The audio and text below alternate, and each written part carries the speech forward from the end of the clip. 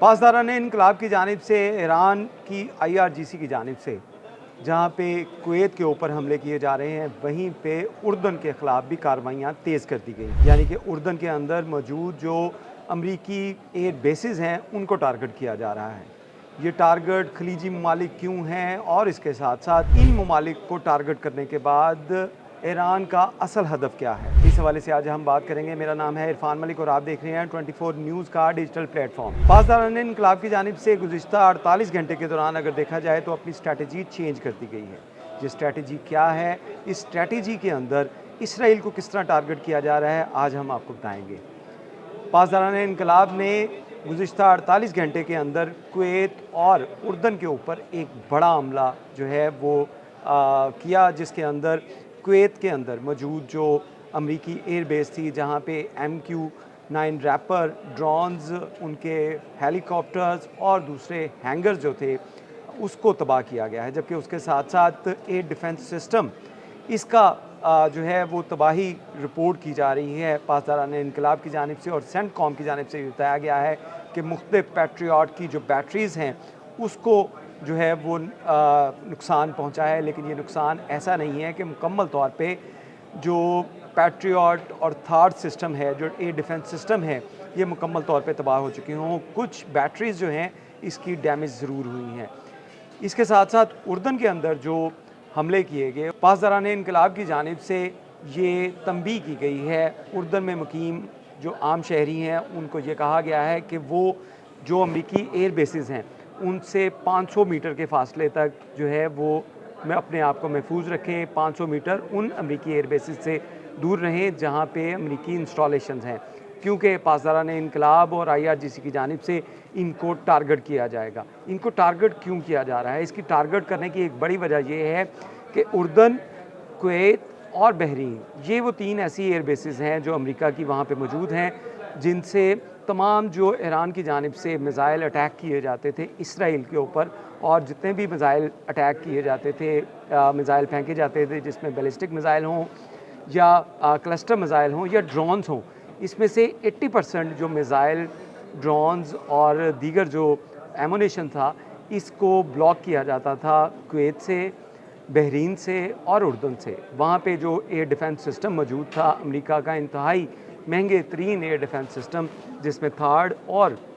Patriot air defence system है, ये 3 ममालिक में इनकी इंस्टॉलेशन की गई थी। और इन्हीं इंस्टॉलेशन की वजह से, इन्हीं एयर डिफेंस सिस्टम की वजह से इसराइल की जानिब जाने वाले तमाम जो मिज़ाइल थे उनको इंटरसेप्ट किया जाता था। और आपने सुना होगा कि जब ये मिज़ाइल इनको इंटरसेप्ट किया जाता है तो उसके बाद जो खला के अंदर जो मिज़ाइल तबाह किए जाते हैं ईरान के, या इंटरसेप्टर की मदद से उनको खला के अंदर तबाह किया जाता है, तो उसके कुछ जो उसका बकिया जात हैं, उसके बाकी जो पार्ट्स हैं, वो आम शहरी इलाकों में गिरते हैं और उसकी वजह से वहाँ पे भी तबाही मची है। लेकिन असल हकीकत ये है कि ईरान की जानिब से जितने भी ज़्यादा मिज़ाइल फ़ायर किए गए इसराइल के ऊपर, तो इन्हीं इस्लामी ममालिक जिसमें उर्दन, बहरीन और कुवैत शामिल था, इनके एयर डिफेंस सिस्टम, इनके अंदर जो मौजूद अमरीकी एयर डिफेंस सिस्टम है, वो 80% से ज़ायद जो मिज़ाइल थे उनको इंटरसेप्ट कर देते थे और बहुत कम मिज़ाइल जो हैं वो इसराइल को टारगेट करते थे। इसी सूरत हाल को देखते हुए IRGC की जानिब से, पासदारान इनकलाब की जानिब से नई स्ट्रैटेजी को अपनाया गया है। और पहले वो तमाम एयर डिफेंस सिस्टम जो कि ईरानी मिज़ाइल जो कि इसराइल में पहुँचते थे उनको ब्लॉक करते थे, उनको इंटरसेप्ट करते थे, उनको रोक लेते थे, उनको तबाह किया जा रहा है। और इसी की एक कड़ी है कि कुवैत के अंदर जो एयर डिफेंस सिस्टम थार्ड और पैट्रियट थे उसको शदीद तरीन नुकसान पहुँचाया गया। MQ-9 रैपर ड्रोन जो हैं जो कुवैत के अंदर हैंगर्स में मौजूद थे, वहाँ पे एयरपोर्ट के ऊपर, एयर बेसिस के ऊपर मौजूद थे, उनको निशाना बनाया गया, उनमें बड़ी तबाही हुई। और उसके साथ साथ जो एयर डिफेंस सिस्टम है उसको भी नुकसान पहुँचाया गया। अब IRGC की जानिब से जो उर्दन की आवाम को ये तंबीह की गई है कि वो जो भी अमरीकी एयर बेसिस हैं उनसे 500 मीटर तक जो है वो अपने आप को उससे दूर रखें, क्योंकि IRGC वहाँ पे हमले करेगी। इससे जहाँ पे IRGC को ये जो फ़ायदा हासिल हो रहा है कि इनको आम शहरी जो हैं वो इस हमले की जो है ज़द में नहीं आ सकेंगे, वहीं पर जो इस वक्त साइकोलॉजिकली उर्दन के अंदर सूरत हाल पैदा हो चुकी है वो सेम वैसी है जैसे कुछ माह पहले आपने दुबई में देखी थी कि दुबई के अंदर जब ईरान की जानिब से कुछ अमरीकी इंस्टॉलेशंस के ऊपर अटैक किया गया था, उसको इंटरसेप्ट तो कर लिया गया था, लेकिन उससे कुछ नुकसान पहुंचा और पूरी की पूरी दुबई की इकॉनमी जो थी वो ज़मीन बोस हो गई थी, क्योंकि वहाँ पे लोग जो है वो जाना छोड़ गए थे। जिन लोगों ने वहाँ पे कारोबार किया था उन्होंने अपने कारोबार वाइंड अप कर दिए और अब दुबई की जानिब से मुख्तलिफ़ ऑफ़र्स दी जा रही हैं लोगों को कि वो दुबई विज़िट करें और उनको मुख्तलिफ़ जो प्रमोशन दी जा रही हैं जिसमें 3,000 से ज़ायद रियाल जो हैं वो दिए जाएंगे। होटल की जो बुकिंग है उसमें कंसेशन दी जा रही है, एयर टिकट्स के अंदर कंसेशन दी जा रही है, क्योंकि उनकी इकॉनमी दोबारा बहाल नहीं हो रही। तो यही सूरत हाल अब कुवैत में पैदा की जा रही है। कुवैत के अंदर जिस तरह लोगों को साइकोलॉजिकली प्रेशर डाला जा रहा है, उसके बाद उर्दन की अवाम जो कि अमेरिका और इसराइल की काफ़ी हामी है, उनको ये बताया जा रहा है कि वो इन इलाकों से दूर रहें। उसकी वजह से उर्दन की अवाम में भी इस वक्त तज़ब्ज़ुब पाया जा रहा है। उर्दन की अवाम जो है वो अपनी हुकूमत से इसराइल और अमेरिका की हमायत को ख़त्म करने की बातें कर रही है। अगर उर्दन की बात की जाए तो उर्दन में 40% से ज़ायद आबादी जो है फ़लस्तीनी नज़ाद हैं, यानी कि फ़लस्तीन से जो लोग उनका इनखला किया गया, उनको वहाँ से ज़बरदस्ती निकाला गया या वो लोग खुद वहाँ से माइग्रेट किए, तो वो ज़्यादा आबादी जो है वो फ़लस्तीन की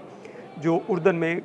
मुकीम है। तो उन्हीं लोगों की वजह से अब ज़्यादा हुकूमत के ऊपर प्रेशर डाला जा रहा है कि वो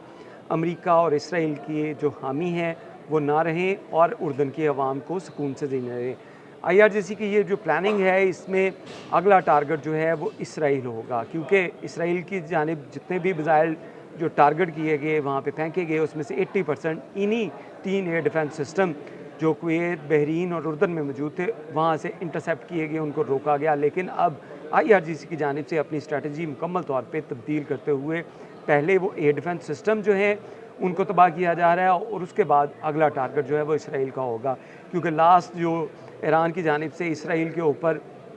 जो मिसाइल अटैक किया गया था वो 19 जुलाई को किया गया था। 19 जुलाई को भी उसको भी बहरा अहमर के ऊपर जो है वो इंटरसेप्ट कर लिया गया था और वो मिसाइल जो है वो भी जो इसराइल ना पहुंच सका। तो इस सूरत हाल को देखते हुए IRGC की जानिब से नई स्ट्रैटेजी जो अपनाई जा रही है कि पहले तमाम एयर डिफेंस सिस्टम जो हैं उनको उड़ाया जाए, उनको तबाह किया जाए और उसके बाद डायरेक्टली जो इसराइल के ऊपर हमला किया जाए। क्योंकि बहुत से लोगों का ये सवाल था, बहुत से लोग पूछते थे कि इसराइल के ऊपर क्यों बमबारी नहीं की जा रही, इसराइल के ऊपर उस तरह हमले जो ईरान बाकी खलीजी ममालिक के ऊपर कर रहा है वो क्यों नहीं कर रहा इसराइल के ऊपर। तो इसका एक वाज़ेह जवाब है कि इसराइल के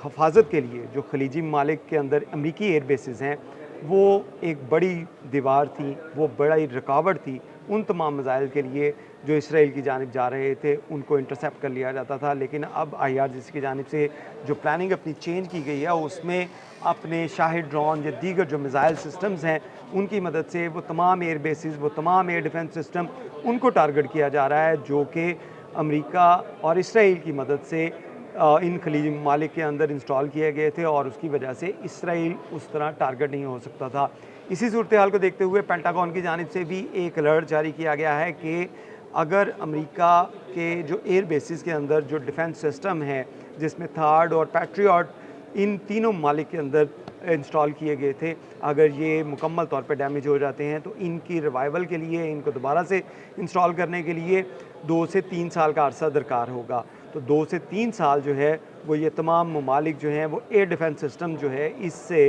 जो है वो इसके बगैर काम करेंगे और इन ममालिक को टारगेट करना ईरान का कतई जो है वो कोई मंसूबा नहीं है, बल्कि ये मंसूबा है इसराइल को टारगेट करने का। तो अगला हदफ जो है ईरान का इसराइल होगा जब ये तमाम ममालिक के अंदर जो खलीजी ममालिक के अंदर जो एयर डिफेंस सिस्टम है अगर इनको तबाह करने में ईरान कामयाब हो जाता है, IRGC कामयाब हो जाती है, तो उसके बाद अगला हदफ जो है वो इसराइल के लिए होगा। ये पेंटागन की जानिब से एक अलर्ट जारी किया गया है और उसके लिए तमाम जो वसाइल जो है बरूए कार लाए जा रहे हैं। वहीं पे इस जंग को सीज़ फायर करने के लिए भी इक़दाम तेज़ किए जाने की उम्मीद है कि शायद ये अपने एयर डिफेंस सिस्टम बचाने के लिए और इसराइल को बचाने के लिए कुछ रोज़ तक सीज़ फायर भी हो सके। बहुत शुक्रिया।